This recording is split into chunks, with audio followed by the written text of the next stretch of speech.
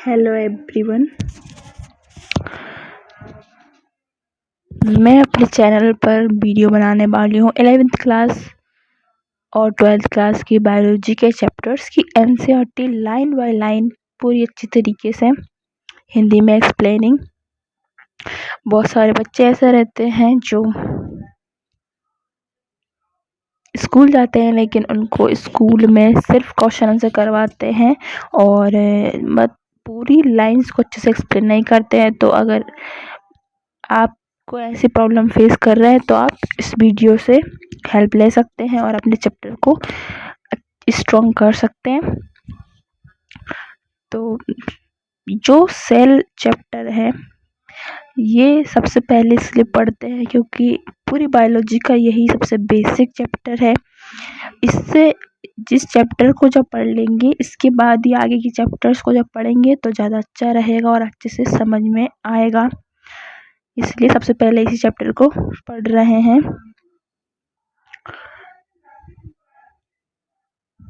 I hope आपको explanation अच्छा लगेगा और समझ में भी आएगा। शुरू करते हैं इस चैप्टर को।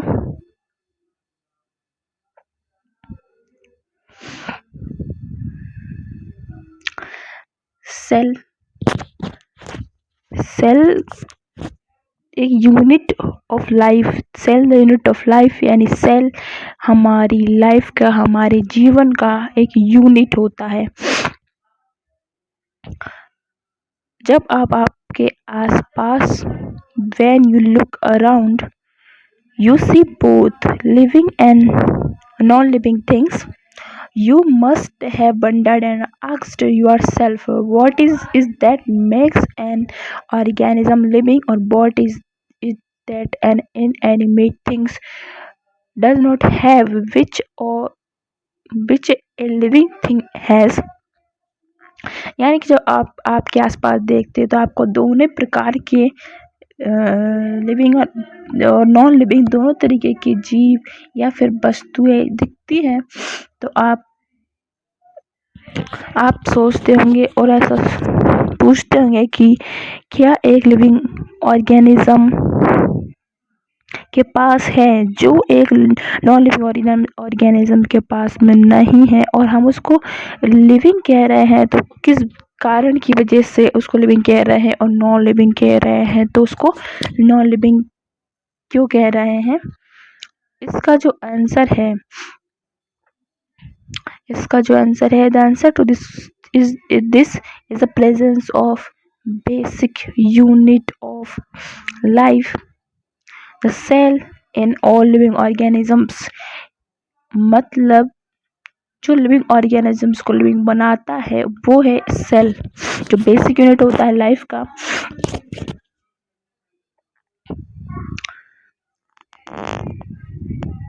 All organisms are composed of cells. सारे ही ऑर्गेनिज्म सेल्स के मिलकर बने होते हैं। Some are composed of a single cell and are called unicellular organisms.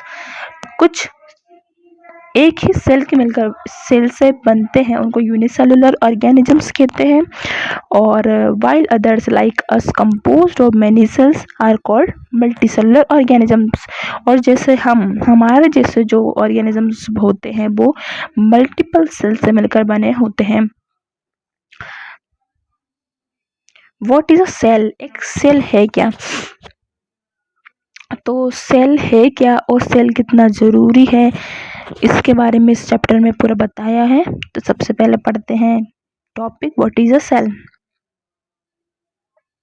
Unicellular organisms are capable of independent existence and performing the essential function of life. जो unicellular organisms होते हैं वो कैपेबल होते हैं, इंडिपेंडेंटली भी एग्जिस्ट कर सकते हैं एंड सारे एसेंशियल जो फंक्शन है लाइफ के लिए, जीवित रहने के लिए, वो परफॉर्म कर सकते हैं। Anything less than a complete structure of a cell does not ensure independent living. मतलब अगर कोई भी स्ट्रक्चर सेल कहलाएगा तो वे पूरा स्ट्रक्चर एक होना चाहिए जो इंडिपेंडेंट लिविंग रहने के लिए ज़रूरी है। अगर सेल से कम कोई स्ट्रक्चर है तो वो इंडिपेंडेंट लिविंग नहीं रह सकता है। इसीलिए hence cell is the fundamental structural and function unit of all living organisms. इसीलिए सेल को फंडामेंटल यानी हमारी फंडामेंटल स्ट्रक्चर को बनाता है बॉडी के, और functional unit of all living organisms यानी कि जो फंक्शनल सबसे छोटी जो यूनिट होती है वो भी सेल ही कहलाता है।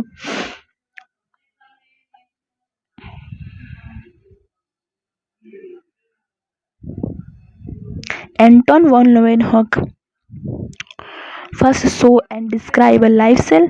एंटोन वॉन लेeuwenhoek साइंटिस्ट जो थे, इन्होंने पहली बार देखा था एक लिविंग सेल को, डिस्क्राइब किया था, जो रॉबर्ट ब्राउन ने बाद में आगे चलकर डिस्कवर दी न्यूक्लियस, बाद में न्यूक्लियस को डिस्कवर किया था।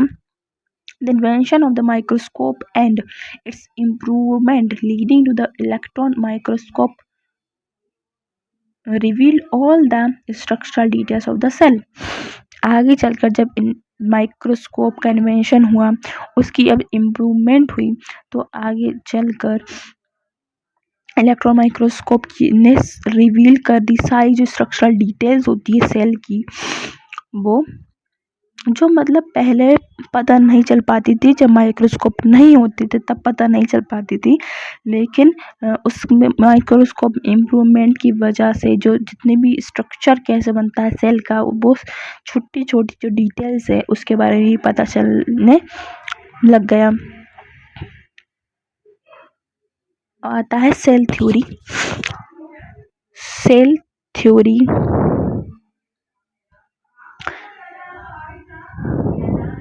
in 1839 Matthias Schleden, a German botanist, examined a large number of plants and observed that all plants are composed of different kinds of cells which form the tissues of the plant।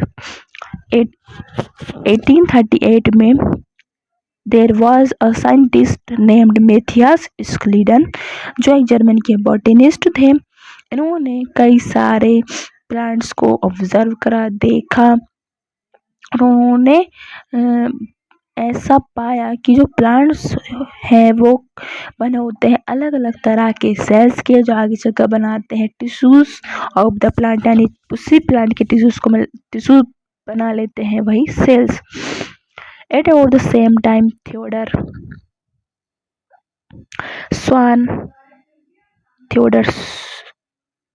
स्वान 1839 में German के zoologist थे, studied different types of animal cells and reported that cells had a thin outer layer which is today known as the plasma membrane। जो Theodore स्वान थे वह भी उसी time पे 1839 में एक जर्मन के जूलॉजिस्ट थे। इन्होंने पहली बार स्टडीड किए अलग different types of animal cells को, और ऐसा पाया कि सेल्स के पास एक आउटर लेयर होती है जिसको हम प्लाज्मा मेम्ब्रेन बोलते हैं। He also concluded based on his studies on plant tissues that the presence of cell wall is a unique character of the plant cells। इन्होंने प्लांट सेल को भी देखा और ये पाया कि जो प्लांट्स की आउटर साइड पे एक सेल वॉल होती है जो यूनिक कैरेक्टर होती है सिर्फ प्लांट सेल्स का, एनिमल सेल्स में सेल वॉल्स नहीं होती है। On the basis of this, Swan proposed the hypothesis that the bodies of animals and plants are composed of cells and products of cells। इसी आधार पर स्वान ने प्रपोज कर दी उसकी हाइपोथेसिस। उन्होंने कहा कि एनिमल्स और प्लांट्स की जो बॉडीज होती हैं वो बनी होती है सेल्स की और प्रोडक्ट्स ऑफ सेल्स की। Schleden and Swan together formulated the cell theory। This theory, however, did not explain as to how new cells were formed। Schleiden and Schwann ने टूगेदर दोनों ने साथ मिलकर फॉर्मुलेट की cell theory. This theory however did not explain as to how new cells were formed, यानी कि ये theory नहीं बता पाई कि नए सेल्स किस तरीके से बनते हैं।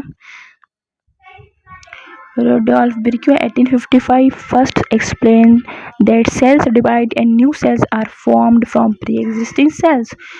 रुडोल्फ बर्कियो एक साइंटिस्ट थे जिन्होंने 1855 में बताया कि किस तरीके से नए सेल बनते हैं प्री एग्जिस्टिंग सेल्स से, यानी कि पहले वाले सेल्स से। He formulated the He modified the hypothesis of Schleiden and Swan to give the cell theory a final shape.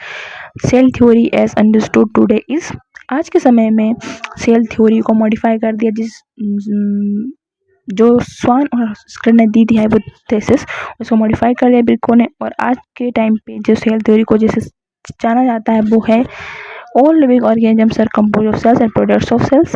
जितने भी लिविंग ऑर्गेनिजम्स हैं वो सेल्स के प्रोडक्ट्स ऑफ सेल्स के मिलकर बने हुए हैं। All cells are from pre existing cells. जितने भी सेल्स हैं वो प्री एग्जिस्टिंग सेल्स से ही आते हैं।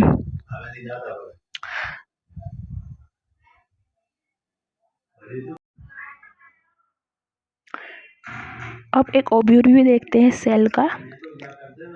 बेसिक जो सेल की इंफॉर्मेशन है वो इसमें है। एन ओवरव्यू ऑफ सेल में You have earlier observed cells in an onion peel or a human cheek cells under the microscope। क्या आपने कभी पहले ऑब्जर्व किया है ऑनियन की पील, प्याज का जो छिलका रहता है वो, या फिर ह्यूमन का चीक गाल का सेल माइक्रोस्कोप के अंदर। Let us reconnect their structure. The onion cell which is a typical plant cell। Onion cell जो है वो एक टिपिकल जो प्लांट सेल है उसको माना जाता है ऑनियन सेल। इसके पास distinct has a distinct cell wall as its outer boundary and just within it is the cell membrane। इसकी जो डिस्टिंक्ट यानी जो लास्ट बाउंड्री है वो उसकी सेल वॉल होती है और उसके जस्ट अंदर सेल मेम्ब्रेन होती है। The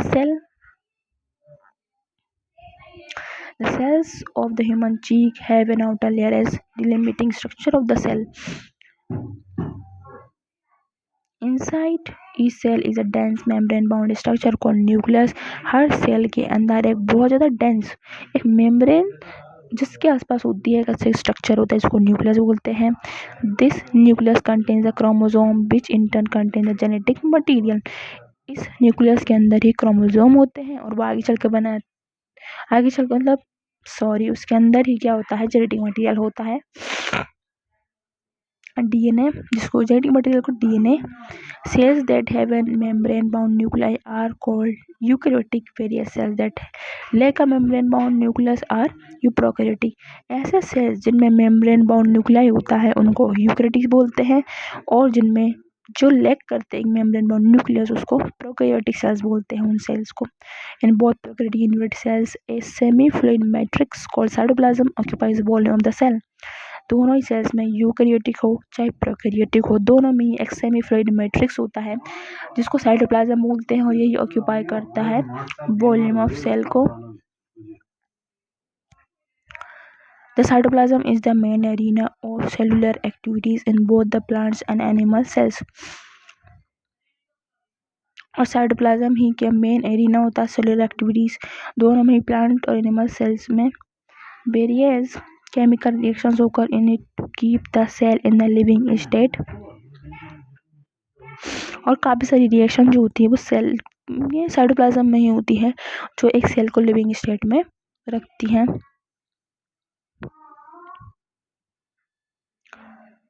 Besides the nucleus, the eukaryotic cells have other membrane-bound distinct structure called organelles, like the endoplasmic reticulum, the Golgi complex, lysosomes, mitochondria, microbodies, and vacuoles। Nucleus के अलावा eukaryotic cell के अंदर other membrane bound distinct structure भी होते हैं जिनको organelles बोलते हैं, जैसे कि endoplasmic reticulum, Golgi complex, lysosomes, mitochondria, microbodies and vacuoles. ये सब ऑर्गेनेलीज हैं। Prokaryotic cells lack such membrane bound organelles. Prokaryotic cells में ऐसी ऑर्गेनेलीज नहीं पाई जाती हैं। Ribosomes are non-membrane bound organelles found in all cells, both eukaryotic as well as prokaryotic। Ribosome ऐसे non membrane bound organelle हैं जो दोनों ही तरह के सेल में पाए जाते हैं, प्रोकैरियोटिक में भी पाए जाते हैं और यूकैरियोटिक में भी पाए जाते हैं। Within the cell Ribosomes are found not only in the cytoplasm but also within two organelles.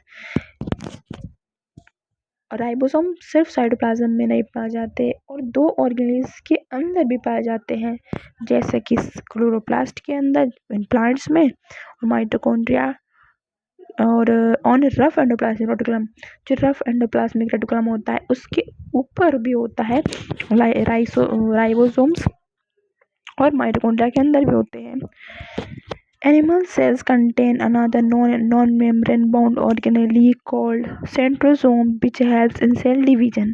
और एनिमल सेल के अंदर दूसरे नॉन मेम्ब्रेन बोन्ड ऑर्गेनेली भी होते हैं जिसको बोलते हैं सेंट्रोसोम, जो मदद करते हैं सेल डिवीजन में। सिर्फ ये एनिमल सेल्स में होते हैं, प्लांट सेल्स में नहीं होते हैं। Cells differ greatly in size, shape and activities. जो सेल हैं वो उनका साइज भी अलग अलग हो सकता है, शेप अलग अलग हो सकता है, अलग अलग एक्टिविटीज़ कर सकते हैं, अलग अलग फंक्शन हो सकता है उनका। फॉर एग्जाम्पल, जैसे कि एग्जाम्पल के लिए mycoplasmas, the smallest cells are only 0.3 micrometre in length. Mycoplasma जो है वो स्मॉलेस्ट सेल माने जाते हैं। इनकी जो लेंथ है वही 0.3 माइक्रोमीटर है, तो कितने छोटे होते हैं आप समझ सकते हैं। जबकि जो बैक्टीरिया है, इनकी bacteria could be 3 to 5 micrometer. Bacteria की जो लेंथ होती है वो 3 से 5 माइक्रोमीटर तक हो सकती है। The largest isolated single cell is the eggs of an ostrich. जो एक आइसोलेटेड एक सिंगल सेल लार्जेस्ट जिसको कह सकते हैं वो होता है एक ऑस्ट्रिच का एग, ऑस्ट्रिच का अंडा। Among multicellular organisms, human red blood cells are about 7 micrometer in diameter. और मल्टीसेलुलर ऑर्गेनिजम्स के अंदर जो ह्यूमन की जो रेड ब्लड सेल होती है उसका डायमीटर होता है 7 micrometer. Nerve cells are some of the longest cells. सबसे लंबी जो सेल है वो होती है नर्व सेल्स। इसमें दिखा हुआ है डायग्राम जैसे दिखाया हुआ है कि कितनी ज़्यादा लंबी है ये cell.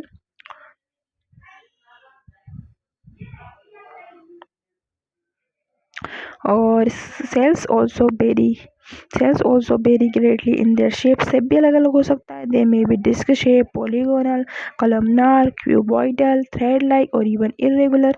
The shape of the cell may vary with the function they perform. मतलब एक सेल का जो शेप होता है इस पर डिपेंड करता है कि वो फंक्शन क्या परफॉर्म कर रहा है, उसी के बेसिस पे उसका शेप होता है। जैसे आप देख सकते हैं ये बुक में जो डायग्राम दिए हुए हैं इनको देखते हैं, तो सबसे पहले इसमें डायग्राम दिया हुआ है आरबीसी का, रेड ब्लड सेल का। ये इसका शेप जो होता है वो यहाँ पर दिया हुआ है राउंड एंड बाइकॉनकेव दिया हुआ है।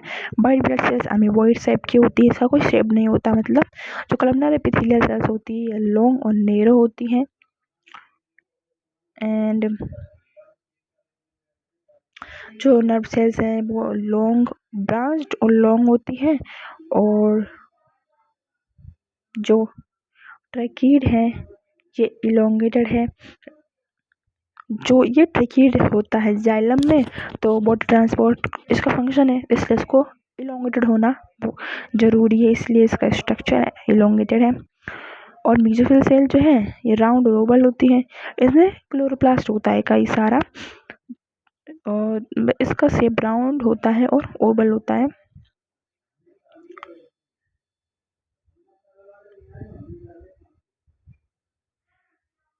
अब पढ़ते prokaryotic cells. The prokaryotic cells are represented by the bacteria, blue-green algae, mycoplasma and PPL और pleurolimonium-like organisms। यानी कि प्रोकैरियोटिक सेल्स को रिप्रेजेंट कौन कौन करता है, जैसे कि बैक्टीरिया प्रोकैरियोटिक होते हैं, ब्लू ग्रीन एल्गी प्रोकैरियोटिक है, माइक्रोप्लाज्मा और एनपीपीएल और प्लूरोलिमोनिया-like organisms। They are generally smaller and multiply more rapidly than the eukaryotic cells। Prokaryotic cells छोटे होते हैं यूकैरियोटिक सेल्स से और बहुत ज़्यादा रैपिडली मल्टीप्लाई करते हैं। इतनी जल्दी यूकैरियोटिक सेल्स डिवाइड नहीं कर सकते, लेकिन प्रोकैरियोटिक सेल्स बहुत जल्दी डिवाइड करते हैं क्योंकि ये छोटे भी होते हैं। They may vary greatly in shape and size. इनका शेप और साइज बहुत ज़्यादा वेरी कर सकता है। The 4 basic shapes of bacteria are bacillus, rod shaped, coccus spherical, vibrio comma shaped, spirillum spiral. Shape हो सकते हैं। 4 जो बेसिक शेप है बैक्टीरिया का वो है, एक पहला है बेसिलस यानी जो रोड शेप होता है, कोकस स्फेरिकल होता है, विब्रियो कोमा शेप होता है, जैसा कोमा बनाते हैं ऐसा कुछ शेप होता है, और स्पाइरलम स्पाइरल जैसा ऐसा शेप होता है।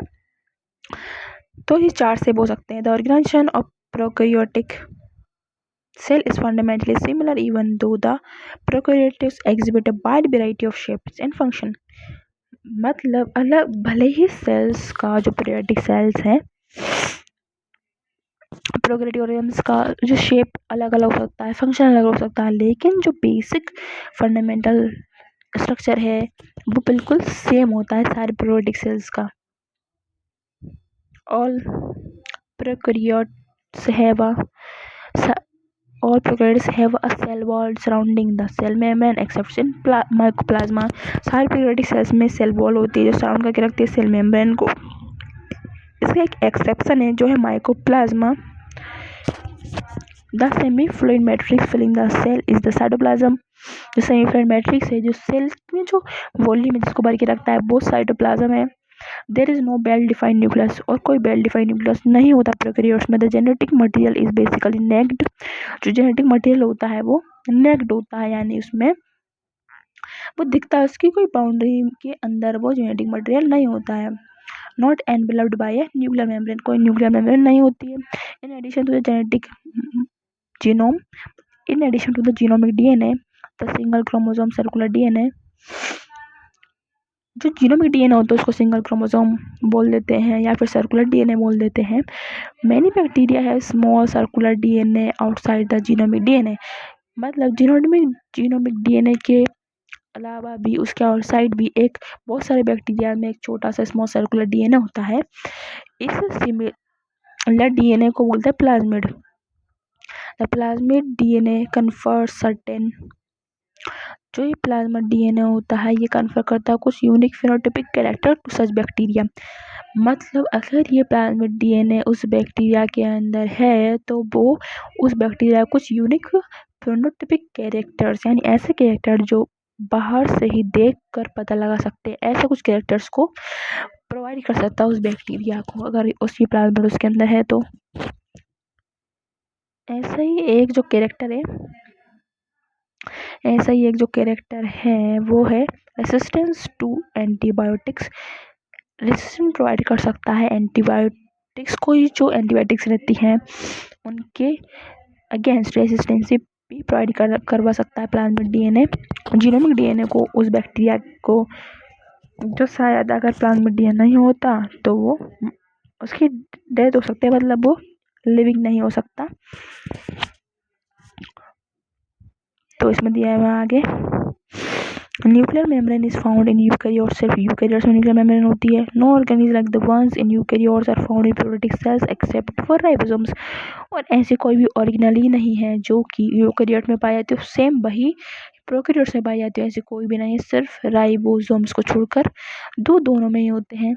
Prokaryotes have something unique in the form of inclusions.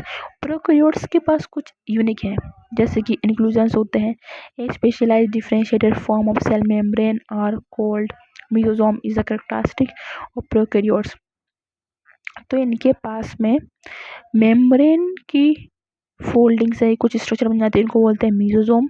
ये कैरेक्टरिस्टिक्स होती है प्रोकैरियोट्स की। They are essential in folding of cell membrane. ये सेल मेम्ब्रेन की ही इनफोल्ड अंदर की साइड फोल्ड होने की वजह से बनती है।